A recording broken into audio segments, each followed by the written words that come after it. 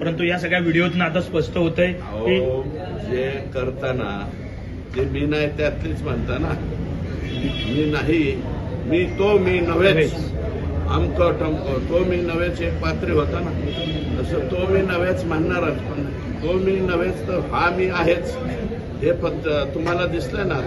त्याच्यामुळं त्याच्यामध्ये कसल्याही प्रकारची गुंजाईश नाही. मी जे म्हणलो होतो त्याला पुष्टी मिळालेली आहे आणि हे सगळेच्या सगळे आरोपी आता फिक्स ठरलेले आहेत. अजून सुद्धा बरेच आरोपी आहेत, हे सोटमुळं सापडलेली आहेत, आगंतुक मुळं अजून राहिलेली आहेत. त्या आगंतुक मुळांचा सुद्धा बंदोबस्त व्हावा अशा प्रकारचे. आगंतुक मूळ नेमकं कोण यांना? आगंतुक मूळ कोण नेमकं? आगंतुक मूळ नाही, आगंतुक मुळं. रीतसर नावं आम्ही एसआयटीला देऊ. नावं दिल्याच्या नंतर एसआयटी तुम्हाला सांगेल. असे काही आणखी व्हिडिओ जे आहेत ते समोर येतील काय? त्यात पुष्टी होते का? अंतिम आहे मावली माझ्याकडे. मला वाटतं जाधवाड नावाचं केस आहे. मी स्वतः पीआयला सांगितलंय. कोणी खालचा कर्मचारी आहे, त्यांनी ते नाटक केलंय. तर बीडसांगवी या गावचे ती माझ्याकडे आली. माझं पीआय, माझं डीवायएसपी दोघे जण गेले. जे कोणी ह्यांनी अशा प्रकारचं पसरवले त्याच्यावरती ऍक्शन. थँक्यू. महाजनांवर कारवाई होईल अशी मागणी होती. यामध्ये स्पष्टपणे पीआय पाटील या बैठकीला उपस्थित असले. माझं मत आहे पीआय पाटीलला आरोपी केला पाहिजे या प्रकारामधला. महाजन सस्पेंड झाले पाहिजे आणि जे गरजे ज्यांची जे खासदाराबद्दल ज्यांनी ट्विट केलं होतं अतिशय चुकीचं, त्या गरजेंना सस्पेंड करून त्यांना पुण्याला न पाठवता जे पुण्याला घेतलेले त्याच्याऐवजी त्यांना गडचिरोली किंवा चंद्रपूरला पाठवलं पाहिजे. हे एवढाच प्रताप नाहीये, गरजेचे अनेक प्रताप त्या ठिकाणी आता पुढे येत आहे आणि ते सगळे प्रताप आम्ही राजेश पाटलांवरती गुन्हा जो आहे तो दाखल झाला पाहिजे का? काय पीआय जे आहेत त्यांच्यावरती गुन्हा दाखल अजून झालेला नाही. मी काय म्हणतो, आता सह आरोपी म्हणून त्यांना घेण्यास बिलकुल हरकत नाही. हे पहिले मी मागणी केली होती आणि आताही मागणी करतो की पाटीलला सह आरोपी केला पाहिजे. म्हणजे 7-8 झालेत, आता 9वा उचलून त्याच्यात हा टाकला पाहिजे. ज्या पद्धतीने सगळे होते त्यामधले आता सगळे सीसीटीव्ही देखील कराड आणि जे आरोपी आहेत त्या आरोपींचा हे बघा, मी जे आरोप केले होते त्याचे पुरावे मला वाटतं एसआयटीने पुढे आणलेले आहेत. मी अगोदर आरोप केले होते म्हणजे हवेत केलेले नव्हते. या लोकांचं खंडणी, खून आणि या सगळ्या प्रकरणाशी आकाचा संबंध आहे असं हे या निमित्ताने स्पष्ट होतं. 29 नोव्हेंबरचा हा व्हिडिओ आहे जे कार्यालयात वाल्मिक कराडांच्या हे सगळे एकत्र आले आणि त्याच ठिकाणावरून तो फोन जो आहे तो खंडणीचा केला गेला असंही समोर येतं. आवादा कंपनीच्या शिंदेंना फक्त 29 नोव्हेंबरला इथे नव्हतं, गाडीत घालून पाथर्डीपर्यंत नेलं होतं. पाथर्डीपासून मारत पुन्हा आलं होतं आणि त्याच्यानंतर हे शिंदे सोडून दिला. त्याचं हे मला वाटतं त्याचं सीसीटीव्ही फुटेज आहे. त्याच्यामुळं 101% आका, विष्णू चाटे, सुदर्शन फुले, आंधळे हे आरोपी, हे सगळेच्या सगळे आरोपी खरे आहेत याच्यावरून पुष्टी या ठिकाणी मिळते. बहुतेक कृषी मंत्र्यांना त्याची व्याप्ती माहीत नसेल. माझ्याकडे एवढे मोठे कागद गोळा झालेले तेवढे मी कृषी मंत्र्यांना द्यायला तयार आहे. तर अन्नज हा पीक विम्याचा जो रुपया पीक विम्याचा गैरफायदा नाही. 1 रुपया पीक विमा ही चांगली योजना आहे, वाईट योजना आहे.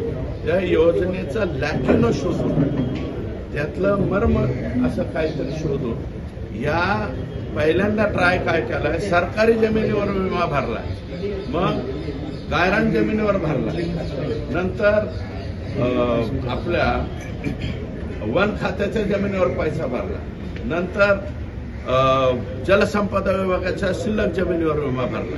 त्यामुळे ह्या सगळ्यांची चौकशी व्हावी. मुख्यमंत्र्यांनी विधान भवनामध्ये आश्वासन दिलेले आणि दावसून आल्याच्या नंतर त्या समितीचं, कारण मी पत्र दिलंय, समितीचं विभागीय आयुक्त किंवा सेक्रेटरी लेव्हलच्या अधिकाऱ्याला नियुक्त करावं आणि हा नेमका घोटाळा किती? शासकीय कमिटी म्हणते 350 कोटी, मी म्हणतो हा 5000 कोटीचा घोटाळा आहे. या प्रकरणाची कानप नावाचे जे पी आहेत त्यांना प्रेशर केलं की तुम्ही ह्यांचे नावं घ्यायचे नाही, दुसऱ्याचे घ्या. ते म्हणला मी असलं पाप करणार नाही. मग म्हणले तू इथून निघून जातो. बिचारा बदली करून आता धाराशिव जिल्ह्यामध्ये गेला.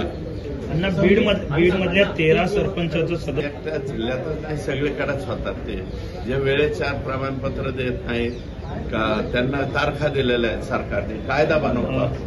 संगीत दिगोळेपासून संतोष देशमुख पर्यंत चेतना कळसेपासून संतोष देशमुख पर्यंत, आणि हा आता मी सांगितलेला मुंडे अजून तर त्याचा काहीच नाहीये. या सगळ्या पीडितांच्या कुटुंबियांची भेट घेणार असं म्हणाल होतं. हे योजना भ्रष्ट नाही, चुकीची नाही म्हणत आम्ही. योजना चांगली, परंतु त्या योजनेच्या लॅक्युनाचा गैरफायदा घेऊ. मला असं कळलंय की समितीने 350 कोटी रुपये काहीतरी भ्रष्टाचार दाखवलाय. समिती मुख्यमंत्र्यांना मी विनंती केलेली आहे की स्वतंत्र समिती नेमा. 350 कोटी नाही, हे 5000 कोटीचा घोटाळा निघेल, 5000 कोटीचा. आणि ही योजना बंद करावी का? अजिबात नाही. शेतकऱ्यांसाठी ही योजना चांगली आहे. फक्त याच्यामधले जे दलाल, गुंडे, माफिया आणि बुद्धिवान प्राणी जे चुकीच्या पद्धतीने विमा भरतात यांच्यावरती संघटित गुन्हेगारी अंतर्गत को अंतर्गत गुन्हे दाखल करावेत. कारण ते सेम लोक एकच आहे. संपूर्ण महाराष्ट्रामध्ये पीक विमा भरणारी ही गँग आहे, ही टोळी आहे. या टोळीला मोकोको अंतर्गत कारवाई झाली पाहिजे असं माझं मत.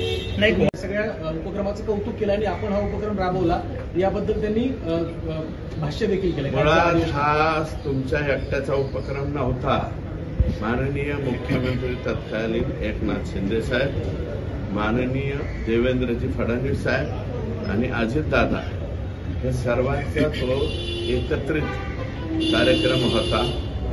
आणि तुमचं सरकार गेल्याच्या नंतर पुन्हा आमचं सरकार आल्यावर ती योजना चालू झालेली आहे.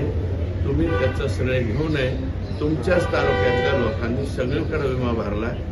तुमची स्तुती ह्याची करताय आणि इकडं तुमचे लोक महाराष्ट्रभर विमा भरताय.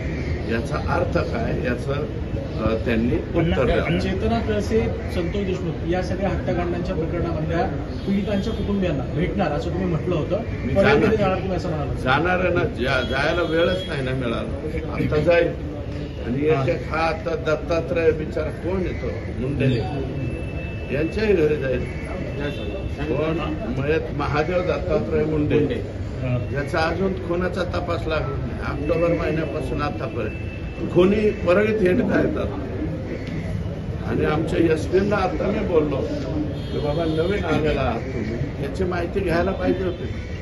आणि माझं मत असं आहे, बर्दापूर, संभाजीनगर, परळी पोलीस स्टेशन आणि शिरसाळा पोलीस स्टेशन इथले जे हेड ऑफिसर आहेत ते तातडीनं एसपींनी बदलले पाहिजे.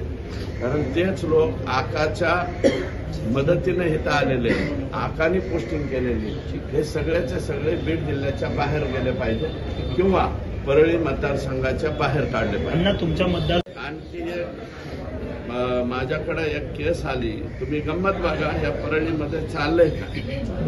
एक सांगतो तुम्हाला, गंमत नाही, अतिशय भयानक गोष्ट आहे. गंमत शब्द आला मला.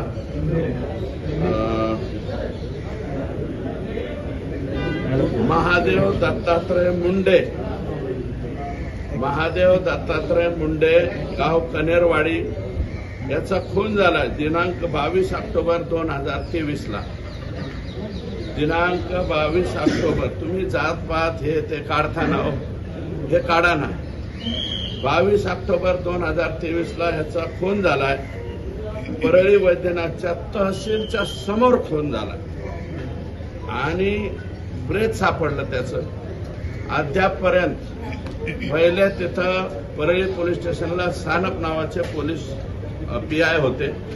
त्यांनी याचा छडा लावला, याच्यातले आरोपी डिटेक्ट केले.